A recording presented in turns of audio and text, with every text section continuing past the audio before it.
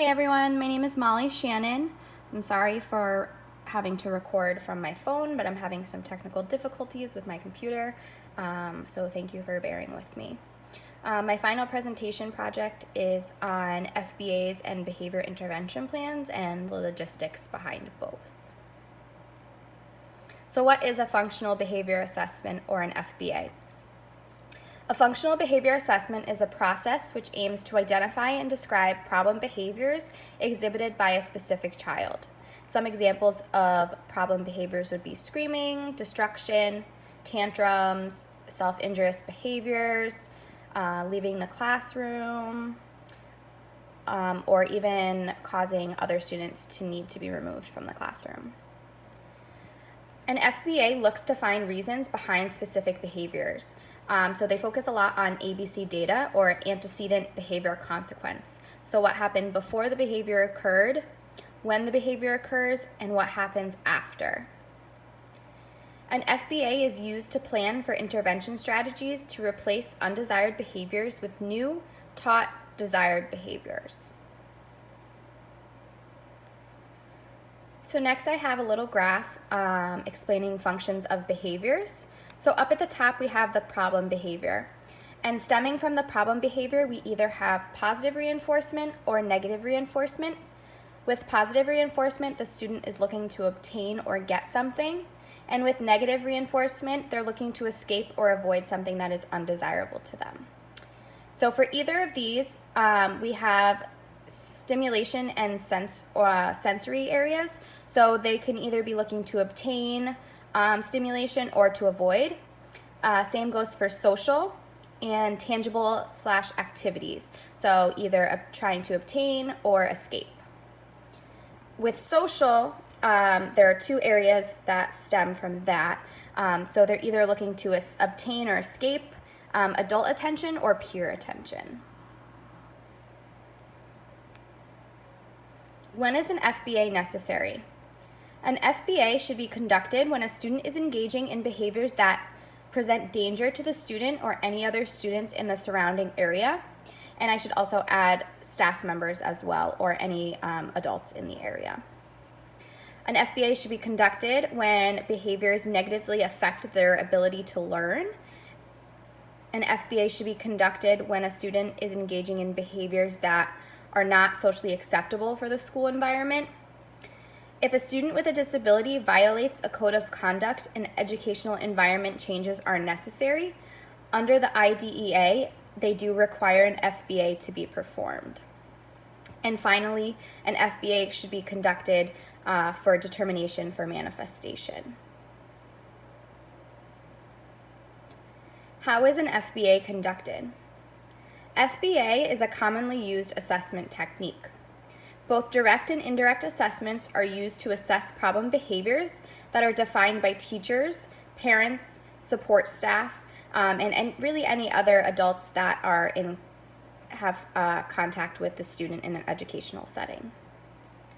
Direct assessment is used to track the frequency of undesired behaviors and create a graph displaying the gathered data. The observer's aim is to identify behavioral antecedents that precede behaviors and act as triggers or benefits for the students. So the observers are looking to see what happens before the behaviors occur and if anything in the environment is triggering, or if the student is benefiting from anything that's happening before the behavior occurs. Indirect assessments can include teacher and student interviews as well. Steps to conducting an FBA. The first step is to operationally define the target behavior and how it will be measured. So how do you want to define this behavior, and in what way will you measure it? Will you measure the amount of times that it occurs in a specific allotted time? And then for step 2, you'll look to collect data and gather information. So when you're collecting the data and gathering information, we're also considering any previous information that has been provided. Step 3, analyze data and information. Step 4, test the hypothesis based upon the analyzed data. And step 5, develop interventions to encourage desired behaviors. So once you test your hypothesis based upon the data that you have collected, what interventions are you going to put into place, and what is your next step going to be to encourage this student to engage in the behaviors that are desired in the classroom or educational setting? These are just a couple pictures of assessment examples. So on the left, I have a graph. The title of the graph is frequency of head banging.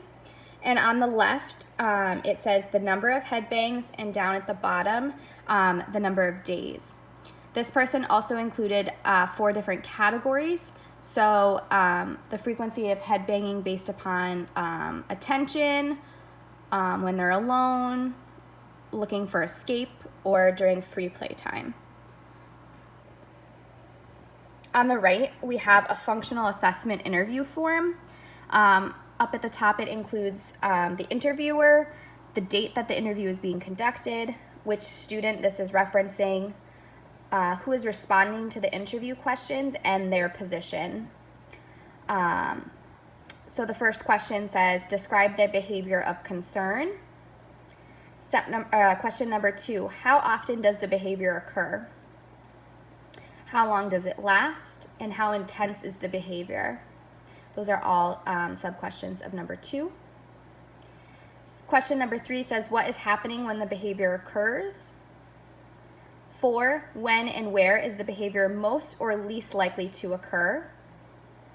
So are there any areas in which the behavior happens more often or less often?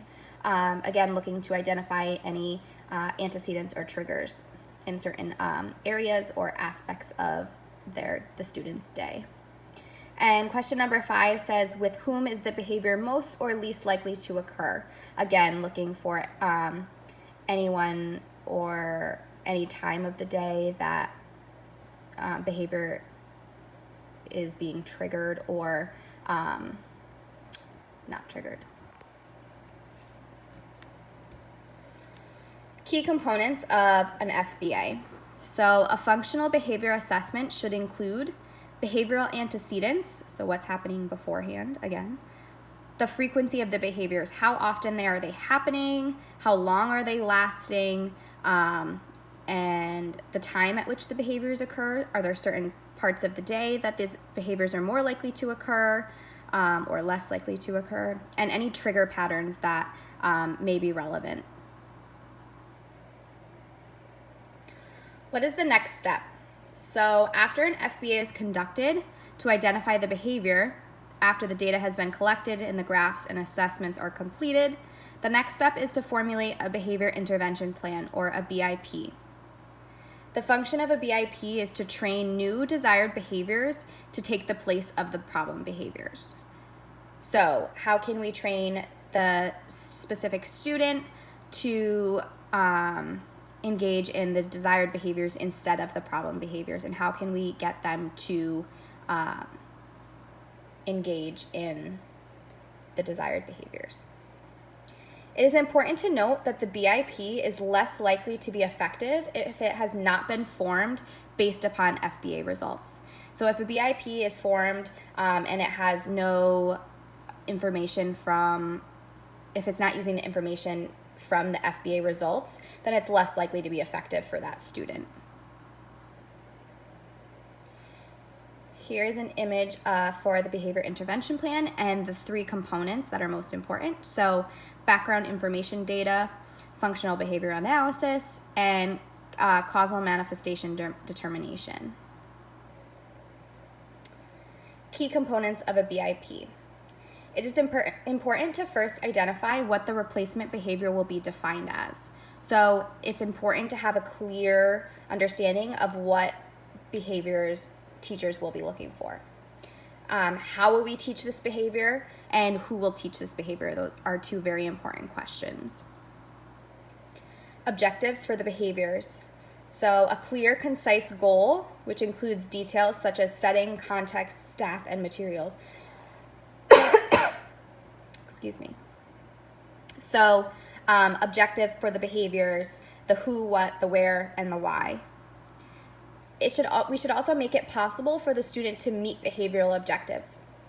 So as we implement the behavioral intervention plan, it's important that the students feel like they're able to be successful. So not setting an unrealistic goal right from the beginning.